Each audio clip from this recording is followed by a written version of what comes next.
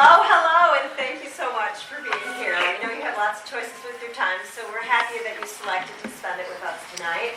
I'm Alina Allison. I'm the chair of the OU Economics Board of Advisors. Do you all know this gentleman here? He is our main chair, Tim Hodge. Thank you for supporting this and being with us today. We also have some other board members in the room. Mark Miller, Ed Eichhoff is out emeritus.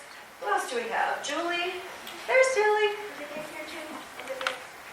Olivia, where's Olivia? Right here. Hi, Olivia. Thanks for being here.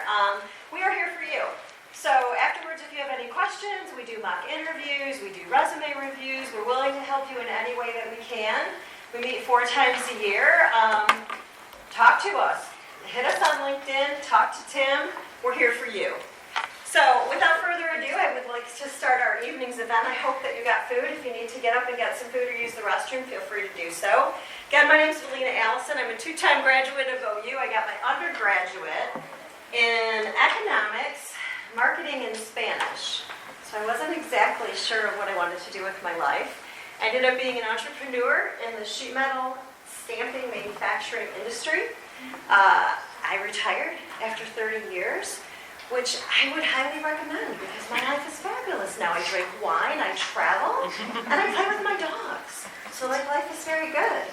I would like to introduce this wonderful panel here tonight. We've got Charlie Cavell.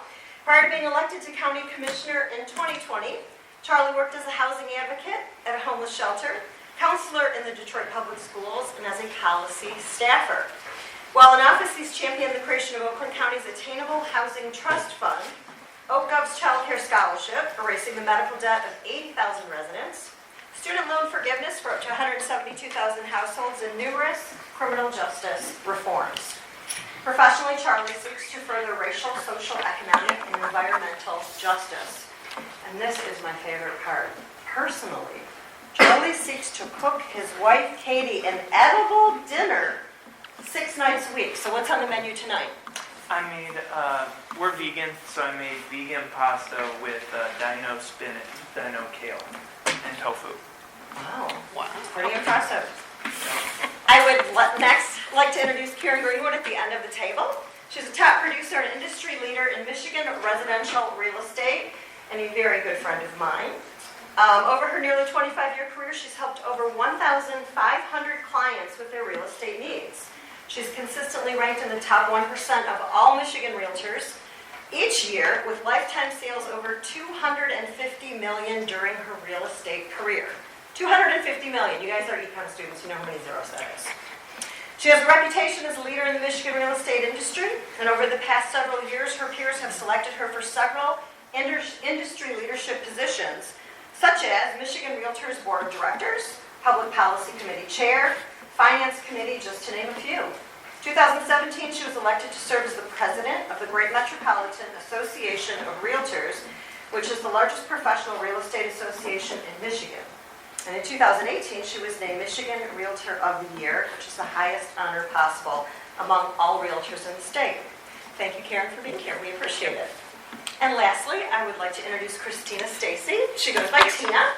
She's a principal research associate in the Metropolitan Housing and Community Policy Center at Urban Institute, where she specializes in urban economics, housing, and transportation. Her work examines how rent control and inclusionary zoning affect the affordable housing supply and access to opportunity for people of color.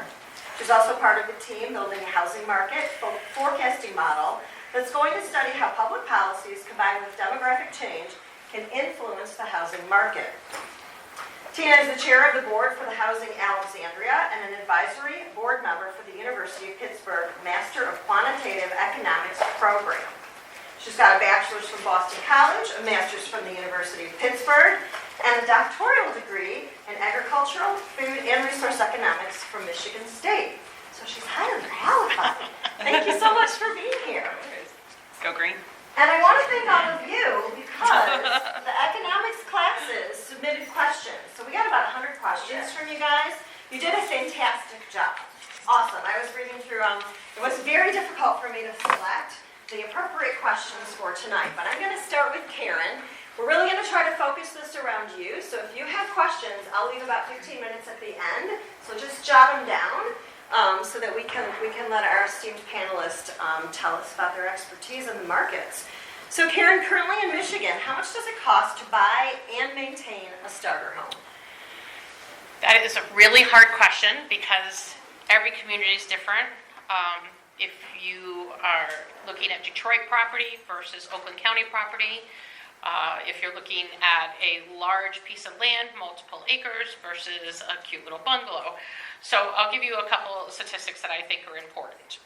Right now you can buy a house with anywhere from 1% to as high up. You can put 50% down on a house. So if you're looking at a $300,000 house, that could be up to 9% for your down payment.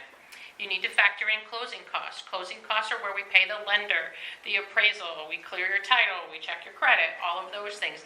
Those are kind of the costs that kind of sneak up on people sometimes. And I would estimate about $6,000 to $7,000. Those are generally a derivative of the sales price, but they start to cap out at a certain point. So about $6,000 in closing costs. If you're a young buyer, you can go to your realtor, your lender, and say, I only want to spend $900 a month. We can figure out where that backs you into. The very important thing, as you said, maintain, right? I need you all, for the sake of our housing market, to be really good homeowners in the future. So talk to your friends who own houses, talk to your parents, your grandparents who own houses, and talk to them about how often do I have to buy a roof? How do I change an air filter? This is my biggest concern. I have 30-year-old clients who don't know how to change an air filter in their furnace. So please don't be like them. And then your rainy day fund should have somewhere between $3,000 and $5,000 in it. That's, hey, my furnace just broke and it's freezing cold outside. I don't have many options and need to buy a new one. A new furnace is about $4,500 right now. There are great websites that you could go to and get pricing for all of these things that are geographic, so you can get an idea. If you call an appliance guy to come fix the dishwasher that's not working, that's $185 an hour. A carpenter is about $75 an hour. If you need a door jamb fixed or a piece of trim put up. These are important things that I think you should know. Home Depot has a great book. I'm not plugging anybody. They're not paying me. Home Depot has a great book. It's called Home Ownership 1, 2, 3. It's fabulous. It's everything from how to take out a garbage disposal to how to install a window. So there's so many tools. YouTube is fantastic. If you don't know how to fix it, you can usually Google a schematic and look it up on YouTube as well. So it's hard to give you one price, but all of the information is out there. And these are not hidden numbers. It's not the industry's intention to keep it from anybody. Just Google it. And plan ahead, right? This isn't something that you jump into quickly. This is something that you talk to people that you know who are homeowners, and you can kind of benefit from their knowledge and the mistakes that they made so you don't repeat those mistakes. Sometimes I talk to my clients a year before they're ready because we need to talk about credit. We need to talk about financing. We need to talk about repairs. Can you buy a house that's turnkey? Can you buy a house that you can put some sweat equity into? Sweat equity is the biggest bang for your buck. Buy an ugly house. I promise you, you will make more money on it at the end of the day.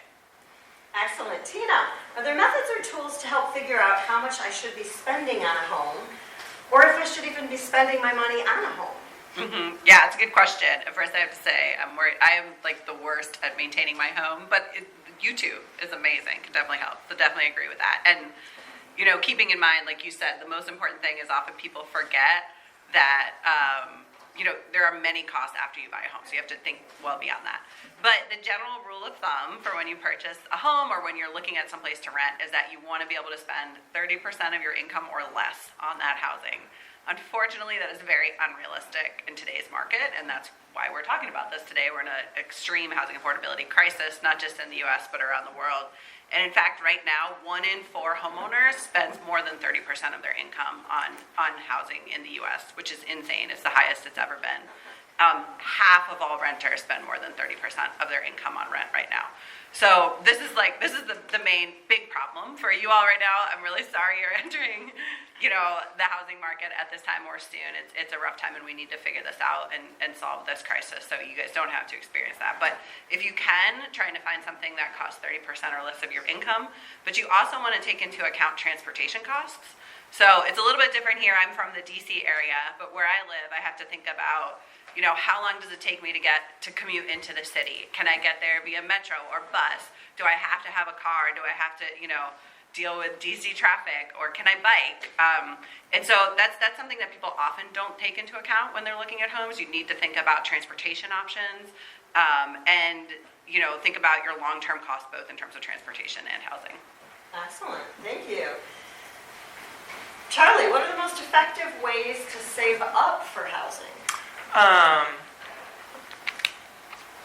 I wrote some funny, snarky things down. Do you guys want to hear that, or do you want to hear make sure you're putting away 10% and really be good about that? Don't go out on weekends and play board games. Do you want to hear the fun, snarky stuff? Okay, cool. One person nodded. I think the best way to gain access to a house is to inherit a house or come from family wealth. So work on that if you can. Other things to say. But also, I think just looking at the questions that y'all brought, to prime this a little bit, I think a lot of us, if we're not already doing that, because we're college students here, so hopefully you are, but critical thinking, but the big thing I mean to that is ask why things are the way they are. So, and also be skeptical of what people tell you, including us up here, because we're pitching an angle, and we have a motive behind what we're saying. And I say that to say that, all of these are policy decisions or lack of policy decisions, right? You're in a state-funded university, right? So you get that taxes create funding for things that then allow for things to happen or not happen based on where you spend that money, right? Some of that can be spent on housing. Some of it could be spent on other stuff. So either we haven't spent enough money incentivizing housing in some ways, or we spend too much money incentivizing housing in some ways. So that's the big question I think that we need to focus in on. So ask why it is that you are all 20 years old, and then when you graduate, we'll be coming into this huge housing affordability crisis. It's not like it just happened. It's because a bunch of people decided to do stuff or to not do stuff. Over years. Yeah.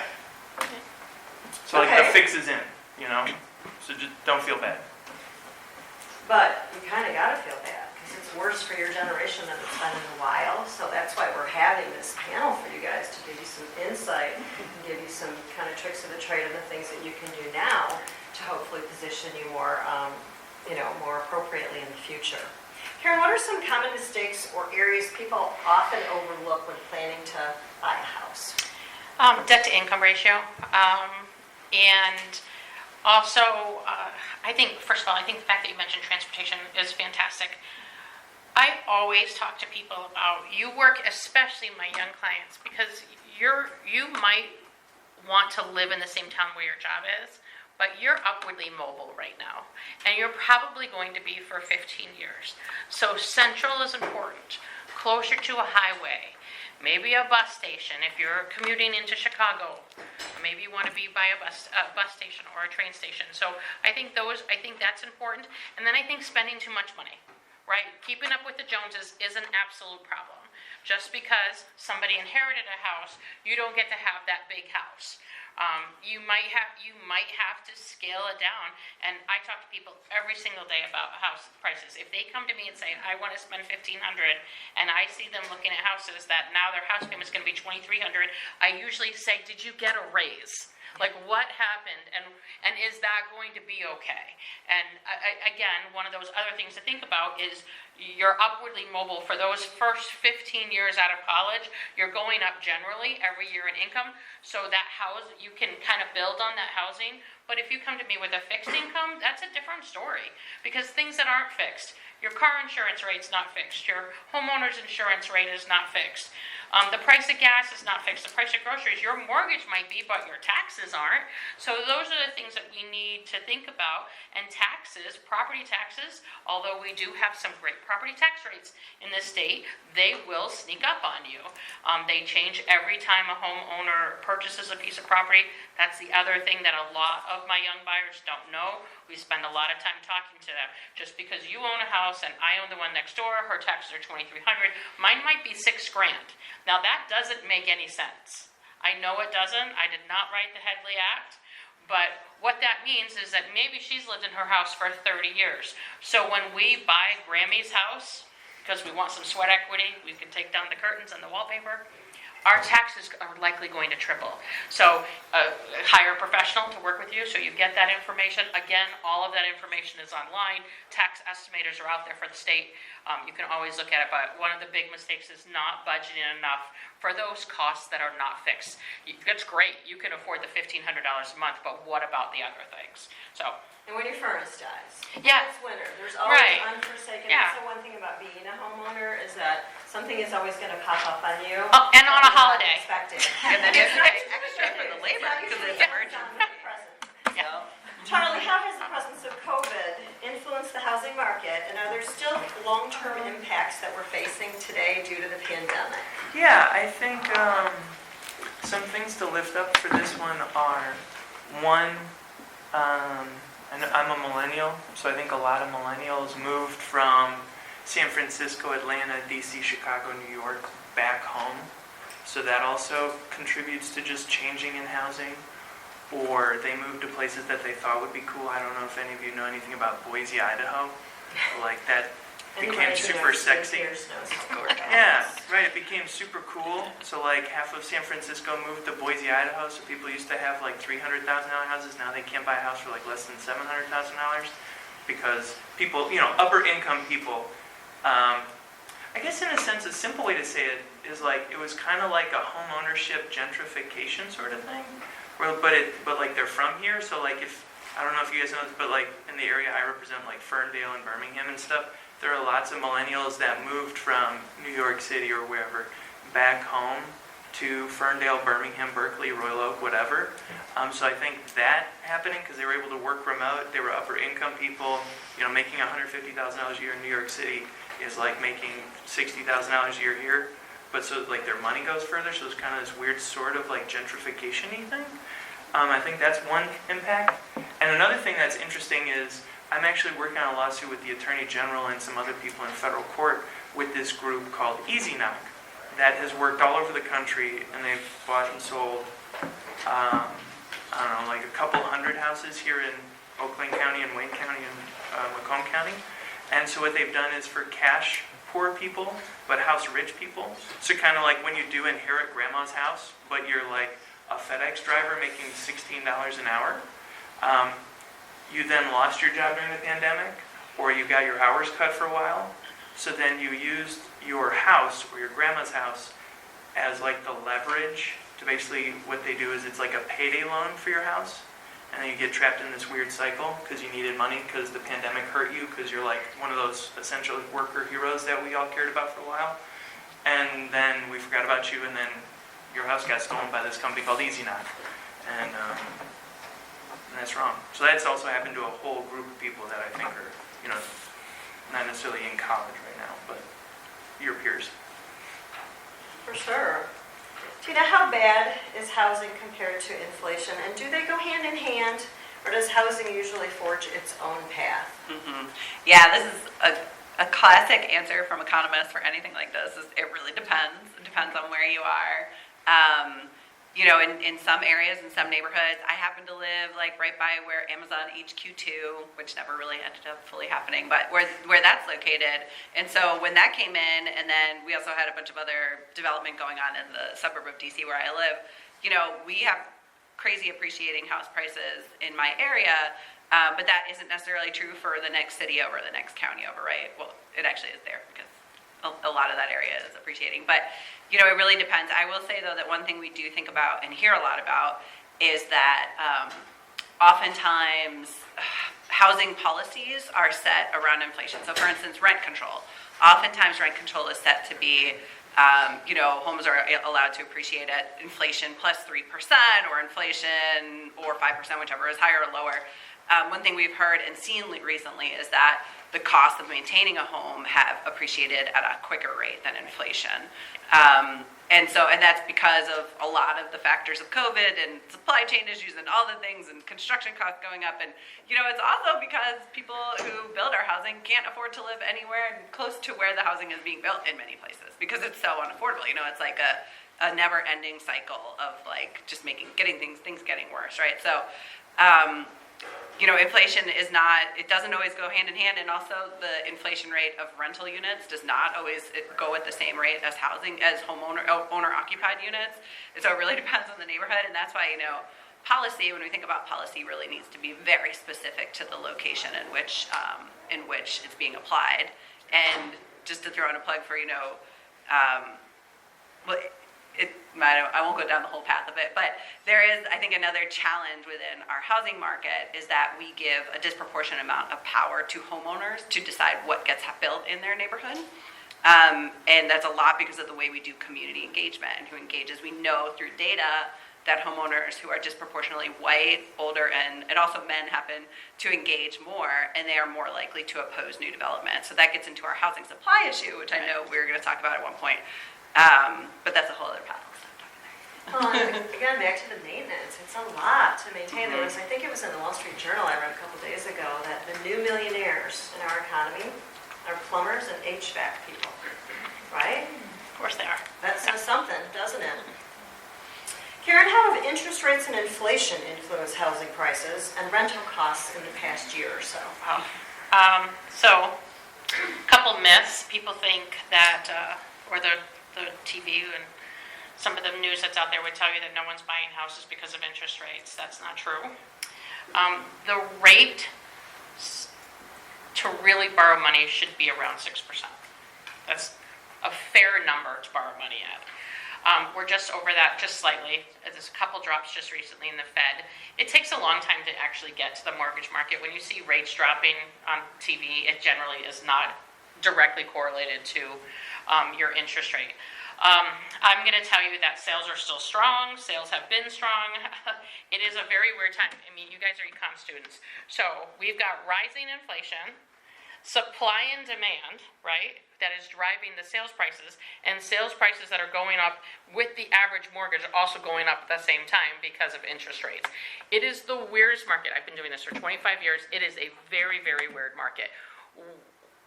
And they're not all connected. There's a million reasons why we're in each one of those spots.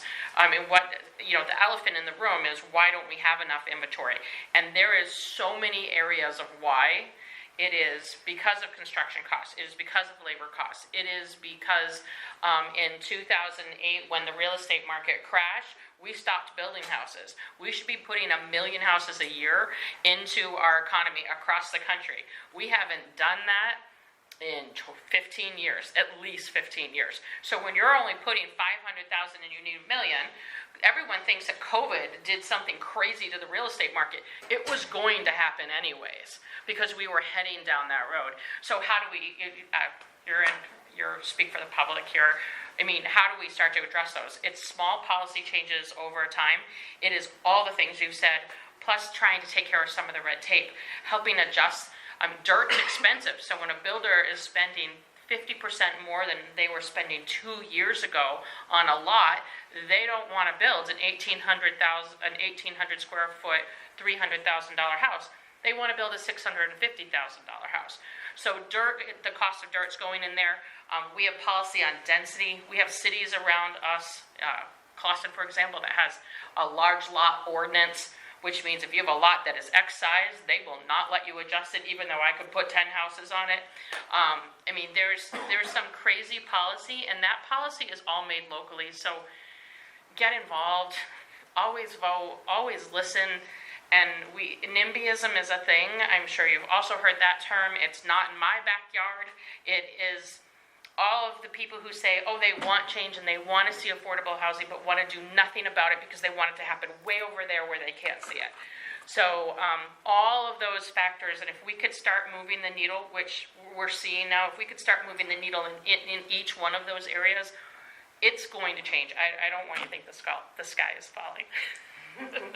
But, I mean, so it's all of those things. But it's going to take time. Time, yes. I mean, it took us almost 20 years to get here. So it's going to take us a little bit longer to factor out of it. And interest rate is still a tax deduction on your taxes, and interest is what it is. Talk to your grandparents, talk to your parents. There are people in this room that probably bought a house at 18%, and they still bought a house. So I tend not to be totally obsessed with the interest rates. I'm more concerned that the piece of real estate pie just feels like it keeps getting smaller and smaller every year. When we have 20% down in sales last year and another 12% down, it's not because we don't have it's because we don't have the inventory. People would buy it, we just don't have it. So that's really the concern. That's my bigger concern. Thank you. Tina, how can collaboration between government and private developers enhance the supply of affordable housing? Sure. Yeah, there's so many ways. I mean, you already have touched on some. I mean, I'll just start with the simplest is that, you know, there's a lot of information out there, or there's a lot of evidence that the process for building homes has become much more complex and costly. And so we interviewed this developer in California, and he was very open and honest with a lot of things. And one thing he said that stuck with me, it was like, 30 years ago when I started this, I could walk into my county office with, you know, it was like $50 and a 2-page form and get a permit that afternoon. Now it takes 6 months and $10,000. So that's a huge difference, right? That's a huge barrier to development. So government can help by making that process smoother and quicker. And there's a lot of local governments, like you said, this is all local. Even the federal government, when they're trying to create policy around land use and zoning, it's all they can do to incentivize local governments to do things differently, right? So this is all local. So much of what affects our day-to-day life is at the local level, so I urge you to engage locally. But then, I mean, our largest source of now I'm going to contradict myself because this is federal, but our largest source of funding for affordable housing with a capital A means like subsidized affordable housing, right? There's housing supply writ large, which we need to get to naturally occurring affordable housing at all income ranges.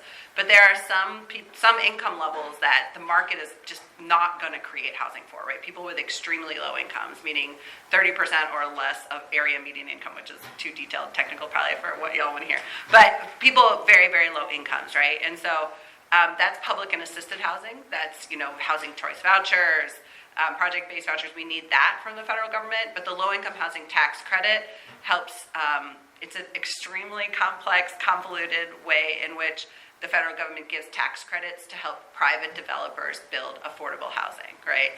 So that's the predominant method through which we build that kind of middle between, like for low-income people, but not extremely low-income people housing. So I know the federal government, there are proposals to expand funding for that.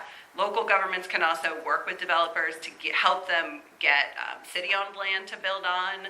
They can create inclusionary zoning laws, which either incentivize or mandate developers to build a certain number of units within. So I'm a developer, I want to come in and build a 100-apartment building. The inclusionary zoning law might say something like, you can do that, but 10% of those units have to be affordable to people making 80% of area, which is not, this is like your school teachers and your police officers, right? They need housing and they need to be able to live, you know, we need them for our communities, right? So there are a number of ways, but those are the two biggest ways, right? Local governments need to help break down the barriers to local developers for how much it costs to build housing, and break down those exclusionary zoning regulations that make it really hard to build in most really good high opportunity neighborhoods. And then at the federal level, expanding things like the low-income housing tax credit can help. And it seems like sometimes when you get all of that, then you have the local neighborhood who may be a higher, more affluent. They're saying, we don't want those apartments. We don't want those condos here, which is what you referred to earlier. So it's a challenging situation. It is, but I will say just one note on that. We did a study showing that when you build LIHTC unit buildings, it actually increases nearby property values. So, and again, like there's so many arguments for why we need all different, people of all different, it's obviously important for the people who cannot find housing, right? But as an argument to those NIMBYs, you know, we need people of all income levels for our economies to work, you know. And our hospitals. And hospitals, schools, yeah, everything, yeah. Thank you. Hey, Charlie, are there any recent policies that impact housing affordability? Sort of, but to talk about what they were talking about, Sure. because that's interesting, is how many of you know about Singapore? How many of you think Singapore is probably cool? Like, yeah. How many of you think Japan is probably cool? Yeah, okay, great. This is going to make this point really come home for you guys. Singapore, 80% of the housing in Singapore is government-funded public housing. The financial capital of Asia is 80% public housing. So just like, again, when I said earlier about the why things are the way they are, Just think about that, right? It doesn't have to be this morass and this crazy mess and, oh man, that one neighbor who's a boomer who hates black people doesn't want an apartment complex. Oh, now we can't build housing, right? Like, it doesn't have to be that way. That's like the NIMBYism code. Second thing about Japan, they have a national zoning law. Like, their zoning is not done locally. So, like, I represent 7 towns. That's 7 different zoning codes. In Japan, where 120 million people live, they have one form for zoning, and it works. And Japan's cool, and it's got dense housing, and people seem to be, you all were like, Japan's probably pretty cool. So, like, it can work different ways. Just, again, asking why. Part of the thing about when we talk about also the permits and all that, part of what you were saying about how, 50 years ago or 30 years ago, I used to be able to walk into City Hall and get a permit that afternoon. Part of that, again, has to do with taxes. Because city government and the permits office and all that is funded through your taxes. So I would say, and you're all economics students, so again, remember my bend, but also remember Reagan and neoliberalism, like defunding local governments. This is what you get. We're now 2 generations into the switch in the funding from federal things to local things. So if a local government has to make sure your water's clean, your roads work, the police are paid, the fire department works, the ambulance is there, the trash is picked up, and all these other things, the parks work, and then also permit office, but yet we're getting like 10, 20, 30% less money than we were a couple years ago, what do you think we're going to do? The permits are going to take longer, and we're going to make them cost more because we have to use that to pay for the permit guy. And the permit guy needs to make $60,000 a year, and we have to pay for his health insurance, which goes up by 10% a year. So, like, that's what it is. That's the cost of having a society. But neoliberalism and Reagan kind of, maybe Jimmy Carter to an extent, but Reagan really led the way in, like, cutting all that out. So this is what you get, kind of. I know that this is a simplification. I'm trying to make it interesting for you all, because I'm competing with TikTok. I get it. But, and the other thing, just to say, the Fair Housing Act of 1968. Do we know what this is? Sweet. You're doing great.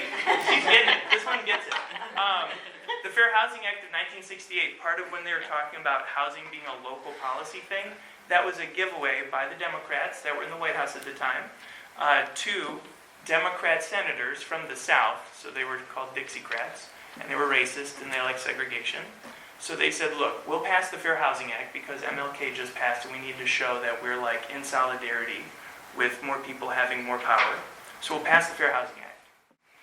But the deal for us to get it through the Senate, where the Dixiecrats were, the segregationist Democrats, they said, we'll only vote for this if you give local control so that in Alabama, Georgia, North Carolina, wherever I am, I don't have to tell my constituents that like they have to listen to a federal government telling them how to do zoning. Because Alabama's different.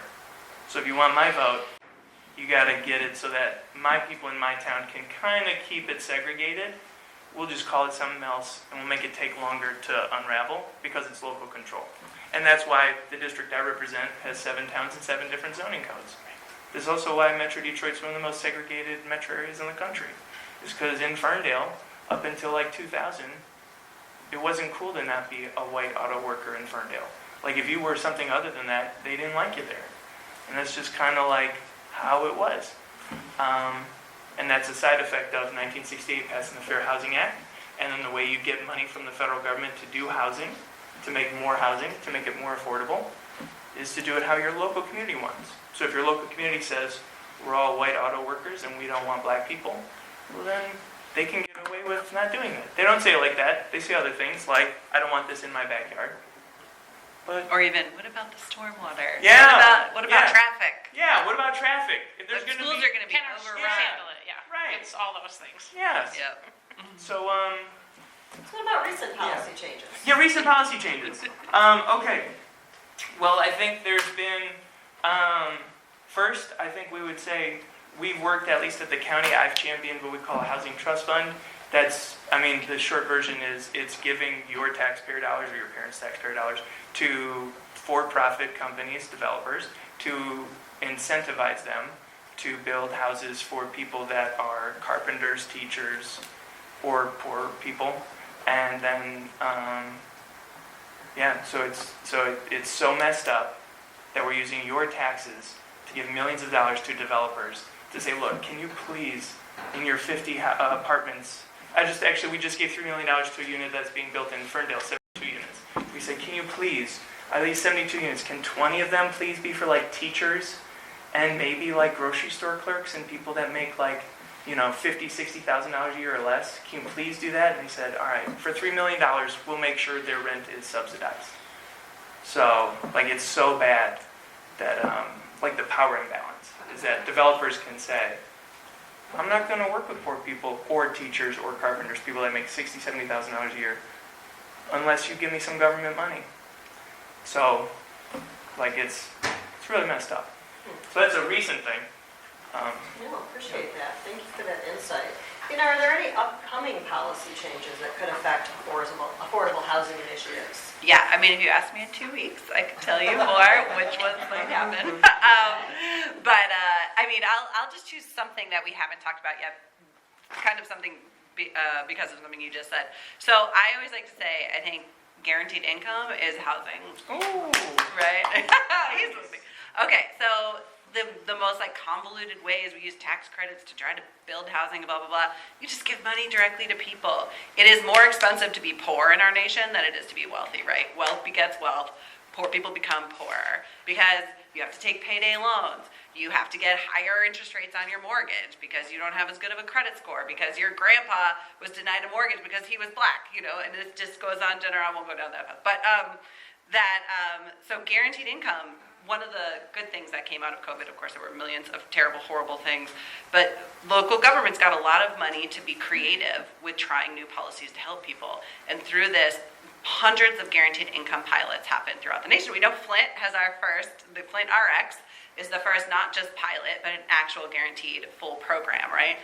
And it works. There are so many studies. Actually, I led one of the very early studies on cash transfers. It was actually to young boys in Wilmington, Delaware, who live in really high crime zip codes. And the Secretary of Health and Social Services for the state, she was like, I want to just give them money and see what happens. This was long before anyone was doing that. And guess what? We gave them money, and they did great.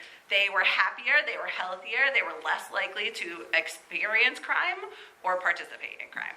And we're seeing that across the nation with all these guaranteed income programs. Well, HUD, the U.S. Department of Housing and Urban Development, is starting to try to transfer this into the way we do housing, right? So they are piloting direct rental assistance programs. So the way vouchers work right now is HUD gives money to landlords to house people. It's super, again, convoluted. Just give the money directly to people to pay for their housing themselves, right? And so HUD is now piloting that and trying to expand it.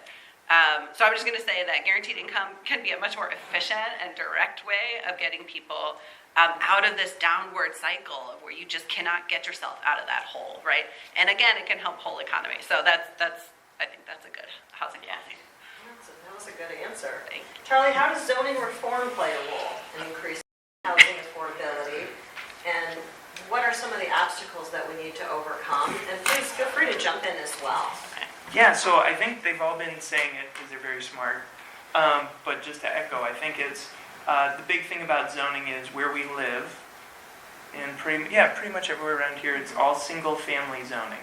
So there aren't single-family meaning you have like a house that like has 4 people in it: you, your mom, your dad, your brother or sister, and that's like what it's made for.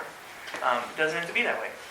We can have apartments that have room for 8 people on the same lot of the single house that you grew up in. Or I used to work at Habitat for Humanity. We're building quadplexes, right? So they can have 4 families, and they each get 1,200 square feet of space, which is plenty for families, right? And so the where we live is a place that single-family zoning is what we all know and think of as what a community looks like. But usually when I do talks, I'm talking to older folks that go visit their kids in like Chicago. And what's really funny is when I do these talks about transit, for example, I say, hey, what do you guys think about like visiting your kids in Chicago or New York? They go, oh, I love the train. Just get the feel of the city. It's a great way to get around and it's just so fun. And you go, cool. What do you think about doing something like that here? And they go, oh, absolutely not. Never in a million years. And you go, well, that's interesting. Where the hell do you think all the people are going to go that are going to pay for all your stuff when you retire? Like, right? How are we going to keep this whole Michigan thing going? We're losing population. What's going to bring young people out? Not cars and lawns, right? I mean, do you all want to like mow your lawns on Saturday? Thank you. Yeah, me neither. Yeah. Me and my wife in Ferndale, we just, this year we made our lawn a natural lawn. So we like dug it all up and we planted a bunch of cool wildflowers and stuff. It's great. My next door neighbor, he spends like 2 hours a week on his like 50 by 90 foot Ferndale lawn. More power to him. But like if you don't want that, don't do it. And there's a way we don't have to do that. It's called changing zoning. So that you don't have to mow a lawn. You just have an apartment. Or you have a like 3-story triplex. And then you get to know your neighbors, you have better community. And it's dense and cool. And that's on what they call natural occurring affordability, where on one lot you would have a house that was $300,000 for 4 people. You could have a duplex for 6 or 8 people for $400,000, right? It becomes more affordable the more you have. And also makes you closer to amenities, because you don't have to drive to some strip mall to Meijer to get your groceries. There's more people living in a denser community because there's quadplexes and duplexes. So you can just walk to the store because they have a Meijer's, around the corner, because there's the same amount of people, but just in a denser space. So I think the biggest thing is racism, because people don't want others to live near them. I think it's also this weird, it's not weird, that's just weird. It's like this, I think it's sort of racism, but more so it's more front of mind. It's like, to what you were saying, I put all my eggs in this house basket. I didn't save enough in my 401k because that's a scam. Because you're not going to save enough for retirement, right? Like I have to save like $1.6 million That's in my to be able to retire. It's crazy. I'm 34. Do you think I'm going to save $1.6 million of my working life for a 401k? No, I'm going to put it all in my house. I'm going to buy a $400,000 house and really hope in 30 years I can sell it for $1.5 million. And the other $100k I saved in my 401k, I could retire. Not thinking those numbers. That's the American dream. Right. They're not good numbers, but being an American, you know what I mean? Yeah. So saying that to say, a lot of people, I think first it's racism, but the second thing is people are going, if those people or that building, like an apartment building or something changes in my neighborhood, or traffic, like a very real concern, right? It's not just coded racism. It is like, I actually don't know what would happen if an apartment building would come up. I don't care who lives there. I just know that if my house value goes from being worth $600,000 to $400,000, when I bought it in 1980 to raise my family and you kids, am I going to have to delay retirement 5 more years? I can't do that. That's a no-go for me. So that's part of the issue, and that's, I think, to what you were saying about guaranteed income, that helps you feel more security. So maybe don't put all your eggs in the housing basket, because then you won't be so, stick in the mud when people say, maybe we should have more neighbors, because you won't need the house that much to retire with. Yep. Switching gears for a minute, Karen, what is your outlook for housing affordability in the next 5 to 10 years? All right. Well, we're probably not going to go from 400,000 to 1.5 million. I don't have a crystal ball. Things that I think are important: follow the money, follow the facts, right? Because the facts are, we just heard from an economist say that they built an apartment complex and it actually brought up the value of everybody else's property. That makes tons of sense, but no, it's not sexy. No one ever wants to talk about that. So follow the money, follow the facts. I think there is a happy medium in here somewhere for everybody. I'm positive about it. We talked a little bit about guaranteed income. Section 8, it's a mess. HUD knows it. They're running some test pilot programs. Problems with Section 8 for lower income people is that, first of all, it's very, very hard to get a voucher. The vouchers are taken and they're not, the rates are, so you might get a $1,200 voucher for Oakland County, but you can't find something for $2,000 or less. So they're not helpful. And then when you get one, you only have 30, 60, 6 months to find a house, and good luck finding one, because rental property is just as hard to purchase, to get and lease as it is for for housing. So And landlords discriminate against people with vouchers. yes, so it's complicated, and I commend our government for trying to tear that apart and starting. We talked about something earlier, which we didn't touch base on. When you talk about down payment assistance programs, MISHDA, which is the Michigan Down Payment Assistance Program, the MISHDA program is absolutely fantastic, and it is not just poverty and below. It is middle class funds available. Sometimes the fund runs out by about August of the year, but we've seen people get as much as $15,000 forgiven. So there are programs out there. Detroit's running some programs too. Bless you. Okay, so what's going to happen with the housing market? If I had a crystal ball, I'd be a millionaire. But what I can say is I don't see drastic changes. I see small changes happening. We're seeing communities like Troy add apartment leasing opportunities. Now, some of those leases are $5,000 a month, and some of them are $2,000. We're seeing developers work with cities where we're seeing X number being built for affluent, and then also putting, not necessarily poverty, but middle class, our teachers, and the guy that works at Starbucks, and the people who are doing the work for us, our fire department. So we're seeing that happen. We're seeing it happen in Troy, which is really great because the median sales price is a little bit higher than some of our other communities. Here in Auburn Hills, we've also seen several larger apartment buildings be built recently, changing the use, changing the zoning, changing the density. All of those things are going to affect housing. I don't want the market to be flooded with rentals all of a sudden. Nobody wants any big drastic changes at one single time, because at the end of the day, generational wealth is built by you owning a home. So renting and paying somebody else's mortgage is fine for a little while you're transient, while you're getting your feet under yourself, while you're figuring out how to be a homeowner. All of that, there's a time and place for everything, but home ownership, so I want to see houses built too, not just rental. And I think we're fixing some of the problem. The other thing is multi-years, right? I mean, sometimes a big building or a big project could take a couple of years. One of the biggest questions I get every single day is, why don't we just put people in all the office buildings?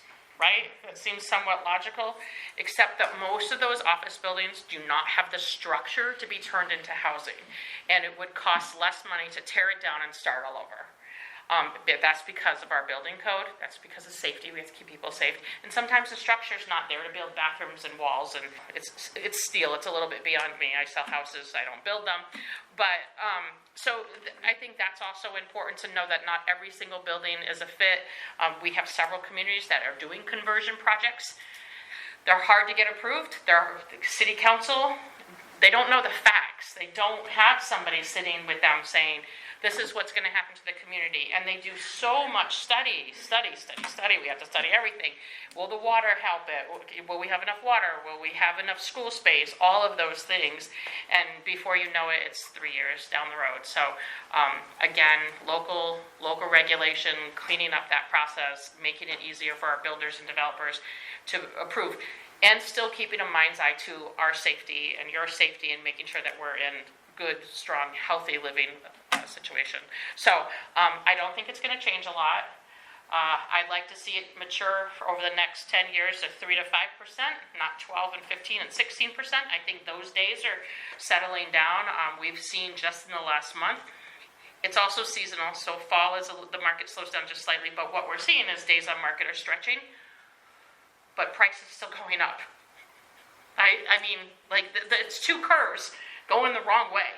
So I think we're going to stay like this. But you're young, get involved, get your aunts and your uncles and your parents involved, because we need to hear from them, because it's going to continue to be the same if we don't get the right people at the table. And if you're not at the table, you're on it. So it is really, really important to get involved and to let your voice be heard.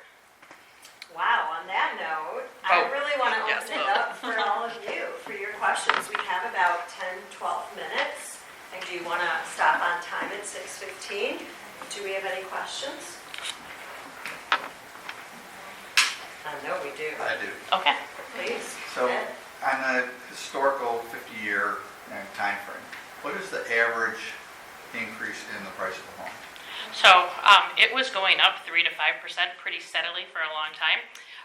COVID, then it was like 12, 16, 18.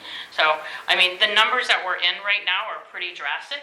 I just saw something, I was at a company-wide retreat, and they said that in the last 5 years, the average household in America's value in their home, so equity in their home, went up 50%. So that means a $200,000 house 5 years ago is now worth $400,000.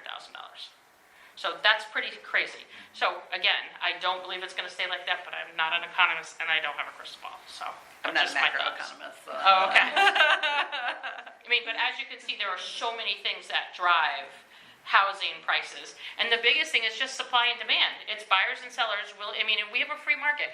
Buyers and sellers willing to sell a house for a price that they agree on. So, I mean, that's awesome. But you can see there's also harm along the way if we don't take care of some of these other issues that we've mentioned. Anybody else have a question? In the state of Michigan, like this sort of surrounding area, is it ever worth it to build a new house versus buying an existing one? Is there sort of like a... Absolutely. Are you good with me answering this? Okay, all right. Absolutely. So if you can afford it, great. New construction costs are about $325 a square foot right now. And you'll have a very hard time finding a builder that is going to build you a small or moderate sized home. 1,000 square feet, 1,800 square feet. Most of my new construction buyers are buying 3,000 square feet and they're spending $700,000. And that's because the land is so expensive. When we're paying premiums, I have a client that just put a house under contract in Milford. The lot premium alone was $30,000. That's the premium on the lot. So there was a lot price, a lot premium, and now they're at about $310 a square foot. To that too, so we're throwing a lot of numbers at you, just to what you're saying, right? This sounds really big and crazy, but for context, what is it, like in 1975, the cost of a house was like 2.5 times your annual income as a working person on average. And your interest rate might have been 15 or 20%, which is scary. But the cost of your house, right, if you made $60,000 a year, the cost of your house was like $120K. Now, it's on average 6 times your annual income, and the interest rate is 6%. So that's one big change to tell you. But the second thing is also, when you're talking about like the cost per square foot, that's scary and mind-blowing, and some of that's due to like supply and all these other big economic things and 50 years of time. But one thing I think it's important to note is the minimum wage in today's dollars in 1975 was like $16, $17 an hour. The minimum wage now in Michigan is $9.65. So I also just need to make sure that, like you all know, when you finish college, you need to ask for more money. And also, salary transparency is a huge thing. So talk to your friends about how much money you make, because that's how they keep you down. And that's how you don't get raises. And that's then how housing becomes unaffordable to you, because you're like, oh my God. Right? Because we could live in a world where $600,000 for a house isn't that crazy. Because back in the day, when houses cost $120,000, people were like, yeah, I make $60K a year. I don't see any problem with that. So like, part of it is just the wealth transfer over the last 50 years. Then neoliberalism. Part of that wealth transfer is it didn't go to you because you're at a state university. It's at the Harvard people stuff, you know. So like it didn't go to you.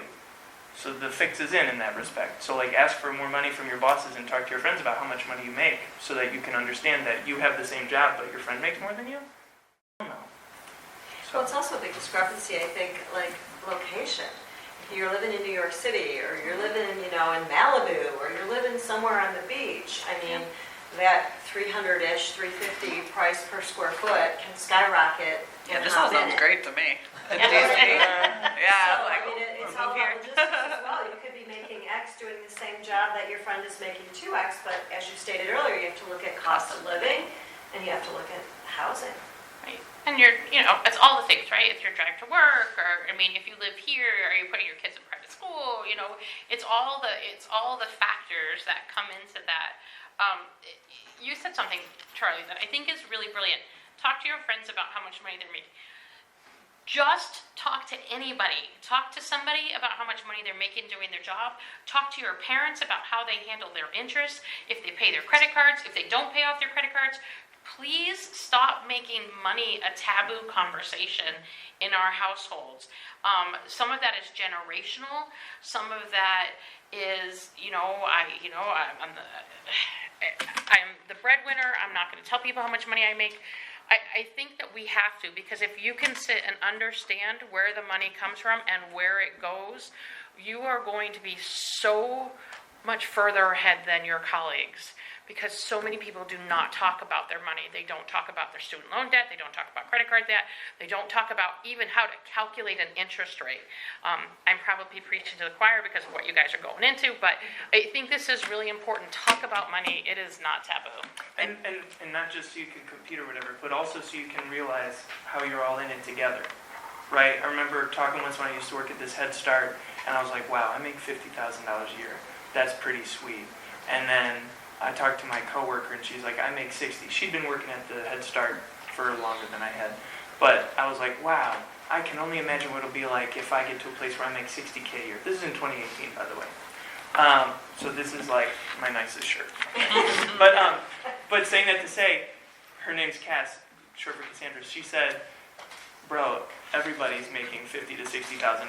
If they're like wearing nice shoes or driving a fancy car, like they're drowning in debt. Like the average income in Michigan is like $62,000 a household, right? Like, so that's like 2, 3, 4 people. So, again, one, it's not your fault if you feel like stress or pain or shame about money. And then 2, talk to people about it, because like you were saying, that'll educate you, and also you'll find solidarity, because you'll be like, oh, I don't need that thing I saw on Instagram, because they're trying to get me. Because that's their whole deal, is trying to get you to buy. So you don't have to fall for it. Powerful. There you go. Yeah.